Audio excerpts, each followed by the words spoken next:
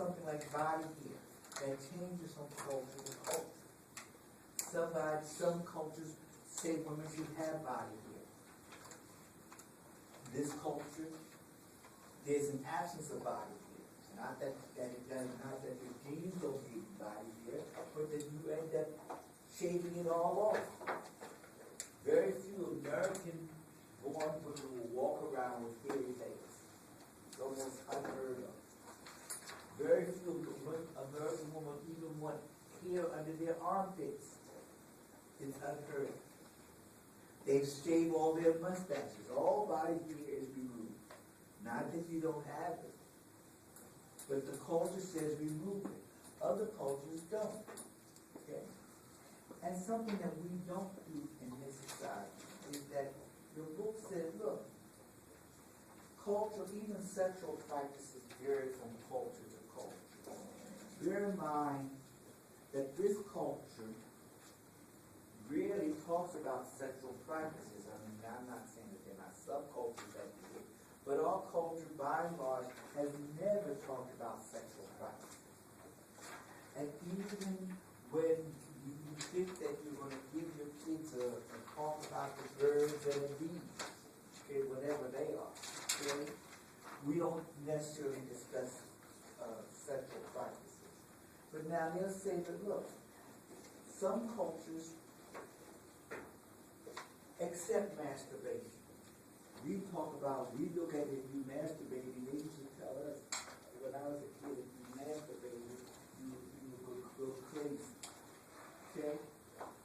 Now, almost every, let me see if I can put this properly. Most people, before they leave this planet, are going to masturbate at some point or another. Not everybody, but most people want to do that.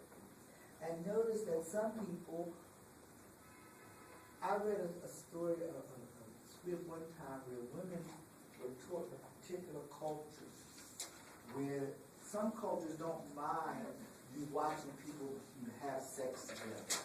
Okay? Our culture doesn't. You have sex in private with 1, 2, 3, 4 other people. Okay? But they're still private.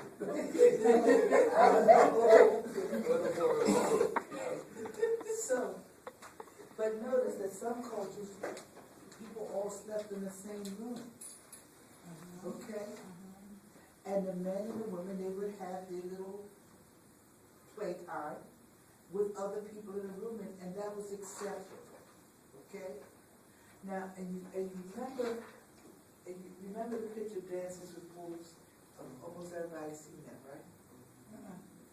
Well, there's a scene in Dances with Wolves where this man comes into this, he's living inside this wicked ragdoll, what we call wigwam. Okay? Wigwam. And the people are sleeping there, and the man and the lady sitting there having sex. And he wakes up and looks over there like, are you first place? And they look at him and like, are you that crazy? Mind your business.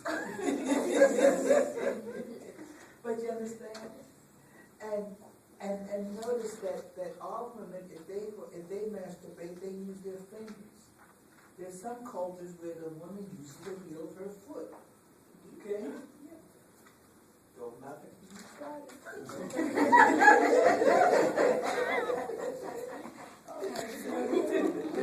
Okay? But you'll see that these things go on, and like when I read this little script, it says, oh yes, they might walk by and see a couple making out in a room, and you see other people making out, and sort of get more than yourself, and so they did this, and this is what they did. Okay, so you'll see that cultures change. You will note that cultures even change when there's differences in premarital sex. Some cultures will tell you, okay, that they will make sure that the female has premarital sex. Okay? Some cultures different in terms of homosexuality. There are some cultures that will sit down and make sure that every man that comes into that culture, Okay, and has to be, and when they get to 12 and 13, they go to an uncle or somebody else, and that uncle screws them. Put it on, okay? He screws them. Now, they see that as being the gateway to being an adult. Okay? Then what will happen is that the man ejaculates in this boy, and that turns him into the man. Okay? They don't have any problems with that. Alright? Now we would see that as something wrong. We have cultures in this world that if you are homosexual, you better not let anybody know about it. Because they will kill you. Okay? However, to show you how strong that drive is, that doesn't stop the culture from having homosexuals. There are cultures that you know if a woman has premarital sex, she insults her whole family if anybody finds out about it. And probably as we get to this book, you'll see that there are people who've been maimed and everything else because of that. Okay? The woman has premarital sex and she insulted the family, especially all these men. Okay, my sister has been spoiled and deflowered. And they will end up mutilating her. Yes, sir. Isn't that a part of the in the Arabic world? Well, I don't want to cast any aspersions on any cultures, but it probably is. Okay? Alright? But you understand that these are the different practices that people have. And what is happening is that the cultures take this as normal. There are cultures, I think your book points out, that they go so far as, what is this thing called? Clitoridectomy. Yes. There's something called clitoridectomy. What is that?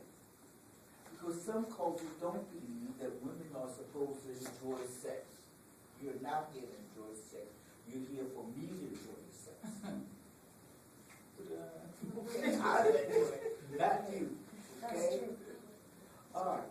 And so what they do is that remember that the clitoris is probably your most important, your most excitable part in the sexual intercourse. And they cut it off. And they sew it together. They sew it together. They sew it together. Okay, so it's not exposed. Okay? They see nothing wrong with that, right? And we have cultures in this country that do that. Some of our subcultures do that. Okay? But cultures tend to change because we're at the point now where there's this big argument over same-sex marriage, when back in the day it wasn't allowed to be homosexual, but now we have the emergence of same-sex marriage rights, and they change all the time. Well,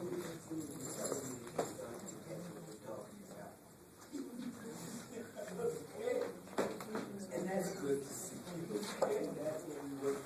Start thinking, and then you go back to okay. Alright? If you see all of these things change, just connect in an area like that. Okay?